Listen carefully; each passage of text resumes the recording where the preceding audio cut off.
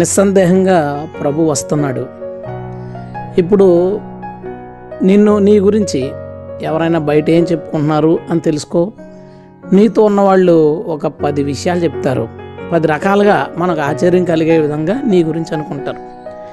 అవన్నీ అబద్ధాలు అనుకోండి, ప్రభు ఖచ్చితంగా వచ్చేస్తున్నాడని అర్థం.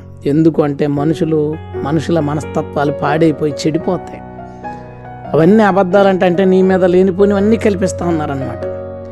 అన్నీ చేస్తున్నారంటే చూడండి, మనతో ఉన్న వాళ్ళు ఎలా చేస్తున్నారంటే ప్రభు సమీపంగా ఉన్నాడు. ఒకవేళ అవన్నీ నిజాలనుకోండి, వాళ్ళు నీ గురించి చెప్పినవన్నీ నిజాలనుకోండి, అయినా ప్రభు వచ్చేస్తున్నాడు. ఎందుకంటే నువ్వు అంత దారుణమైన వ్యక్తిగా అయిపోయావు. చర్చికి వెళుతూ ప్రార్థన చేసుకుంటూ నేను మంచివాడిని అని అనుకుంటూ భక్తిపరుని అనుకుంటున్న నీవు ఎంత దౌర్భాగ్యంగా ప్రవర్తిస్తున్నావు. వాళ్ళు చెప్పినవన్నీ నిజాలైతే నీ గురించి, వాళ్ళు నెగిటివ్గా చెప్పిన ప్రతి విషయం నిజమైతే ప్రభు వస్తున్నాడు. ఎందుకంటే దేవుని సంఘం పాడైపోయింది. వారు చెప్పేవన్నీ అబద్ధాలంటే ప్రభు వస్తున్నాడు. మనుషుల మనస్తత్వాలు పాడైపోయినాయి.